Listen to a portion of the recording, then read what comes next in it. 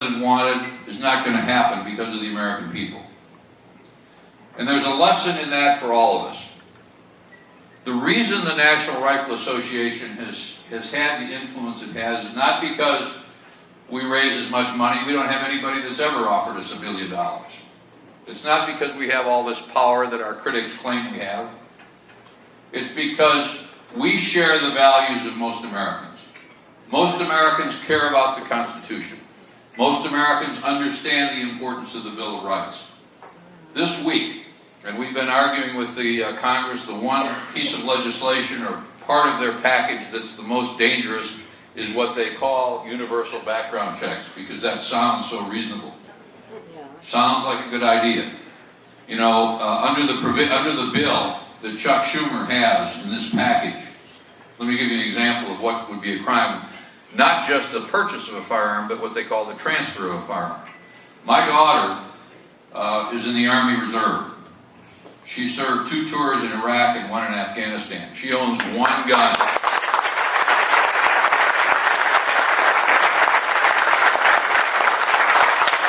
She owns 1 gun. She has an AR-15. She's familiar with it from the military version, from the fully automatic version she carried in both of those countries. And she keeps it. If she were activated and she had to put that gun in the hands of someone else while she went off to serve her country, she and the person whose hands she put that gun in under the Schumer bill would be felons. That's the kind of thing that we're facing in the Congress. And that's the kind of thing that as time goes on and people understand it is going to result in the defeat of those sorts of pieces of legislation.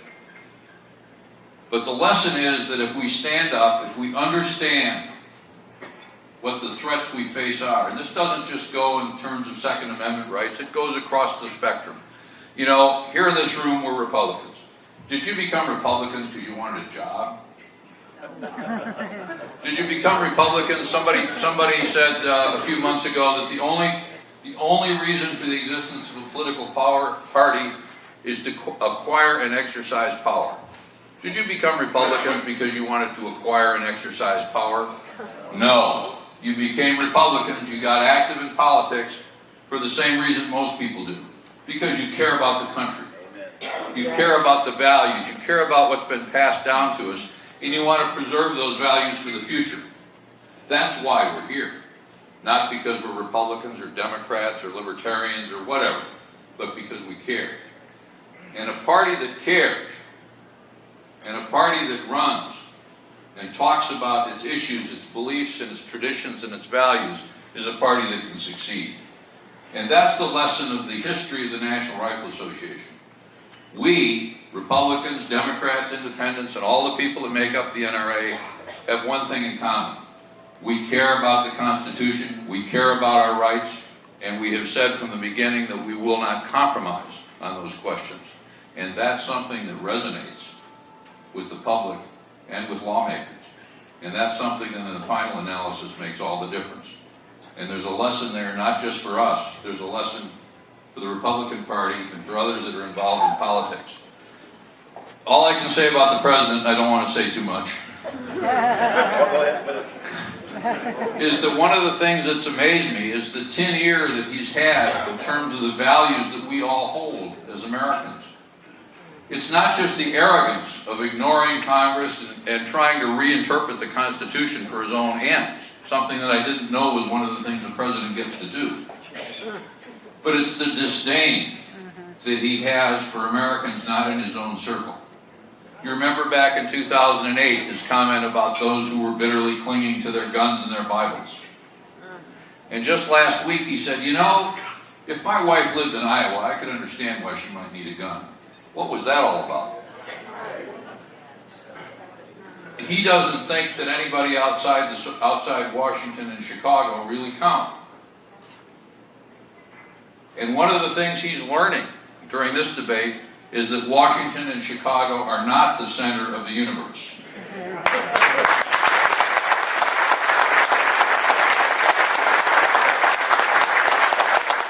I'm often accused, and I want to get into, if you're interested, into some of the things, the specific things that are actually going on right now, the challenges we're facing.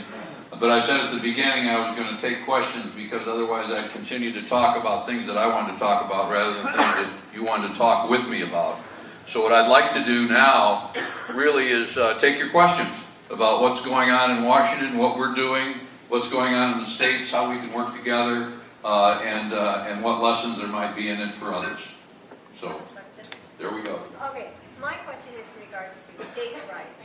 As you know, Colorado has come up with some wacky laws regarding guns, and I'm sure the other states are following suit. And I'm sure Illinois will also be coming up with some wacky laws regarding gun ownership. What is the NRA doing to try to educate or stop this? We're involved, as I said earlier, we're involved in the most serious challenge, really a war against the Second Amendment. And what happens in war is sometimes you lose a battle here and there. But when the war is over, you go back and you mop up, because this is a war we're not going to lose. Actually, the problem we're facing in some of the states is worse than the problem that we're facing in Washington. Two of the states in particular, one of which I'm a resident of, are New York and Maryland. Both one-party states. Both states that are headed by governors who for some odd reason think they ought to be president. And both of whom are using the gun issue to appeal to the most lunatic parts of their own party in the hope of getting primary votes if they do in fact run for president. Now they're doing what some people accuse some Republican candidates of doing in the last cycle, appealing on issues that would mean they weren't electable in a general election. And in the short term, these people are making their constituents suffer by depriving them of their constitutional rights in an effort to further their own political careers, but they're so blind that they don't know that what they're doing to themselves is committing political suicide. And what we've done, and what we're doing around the country in these instances, in New York, we're in court now, because much of what they're doing is unconstitutional, to start with. Let me give you an example. Then I think this is one of the reasons that the Senate leadership, Harry Reid and the others, sort of looked at Dianne Feinstein and said, that's very nice, this so-called assault weapons bill you got, but we're not going to really take it seriously. One of the reasons they're not taking it seriously is that the Supreme Court, in the Heller decision, was very clear on what you could and could not do in terms of restricting fundamental Second Amendment rights. You can restrict those rights, just as you can restrict free speech rights in the First Amendment. But you better be very careful when you do it, because it's looked at very critically by the courts. And the Supreme Court, it was almost as if the majority said, you know, I'll bet some lunatic's going to come back with this proposal again. So what they said was that while you can have reasonable restrictions on Second Amendment rights, one thing that you cannot do is you cannot ban a firearm that's commonly owned and widely used for legitimate purposes. It was almost as if that paragraph was written with the AR-15 in mind, which is the poster child for these people. The AR-15 is the best-selling long arm in this country. It has been for some years. It's owned by over 4.5 million American citizens. It's the single most used gun for long arm training. It's used in competition. It's used for home protection. It's used in hunting. And it's almost as if that paragraph was written for that firearm. And unless the president changes the makeup of the Supreme Court, those bills are ultimately going to fall when they get to the Supreme Court, and we're going to get them there before he can change them.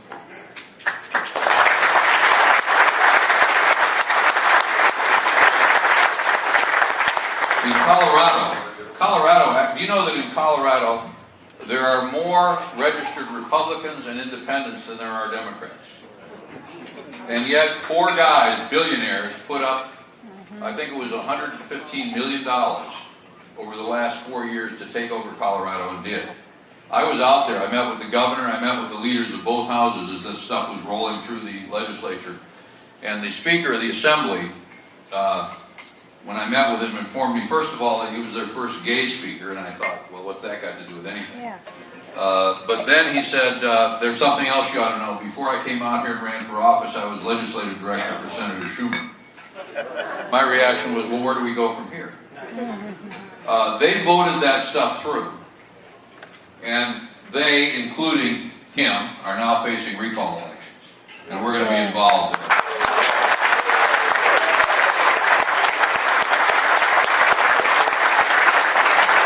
Our mission is to protect the Second Amendment. We're not going to go away tomorrow. You know, I talked about the Gun Control Act of 1968. The Firearm Owners Protection Act, which fixed that, wasn't passed until 1983. We didn't give up between 1968 and 1983.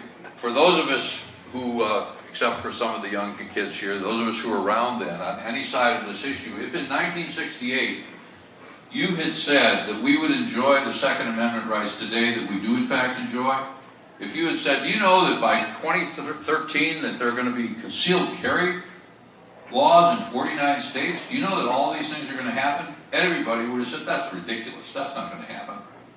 It's happened because people stood up and fought for their rights and didn't give up. You know, at Christmas time, Bill Clinton warned Barack Obama about all this. He said, you know, Mr. President, this is a road you should go down very carefully because you may not know what's at the end of it. Bill Clinton knew what was at the end of his road. It was 1994 when he took on the Second Amendment in the early 90s. Barack Obama is learning that now. And hopefully that's going to have some real impact in a couple of years.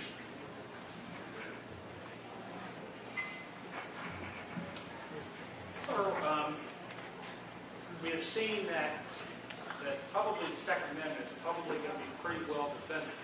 Are y'all watching out for what I think would be the next level attack, which would be the businesses that sell guns, the gun dealers, and the federal licensing of them? Yep. It would seem to me that the government's attack on that would be the same type of attack they did to coal companies, which is make it unbusiness, where they can't run a business doing it. I mean, this is an all-fronts attack that's going on.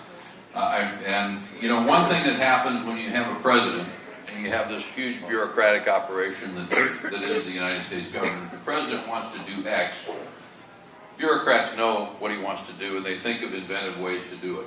One of our larger outdoor and firearms retailers in this country for the last 2 years has been under active investigation and has been spending a lot of money defending itself against the Equal Employment Opportunity Commission, which now operates on something called disparate impact, and is going around saying that if you don't hire felons, you're a racist because there are more minority group members in the felon population than in the general population. So they've said these people are in violation of the civil rights laws because they're not hiring felons. The retailer's lawyer said, well, we have a problem because we're a firearms dealer, and it's against federal law for a firearms dealer to employ a felon. And the investigating attorneys from the EEOC said, well, that would be your problem, wouldn't it? Not ours. That's harassment because of where the president stands. Yes. That kind of thing is going on. The Department of Homeland Security, a week or so ago, knocked on a door in Fredericksburg, Virginia, and asked a gun collector if they could see a Polish firearm that he had. He showed it to him. He was very proud of it. They seized it.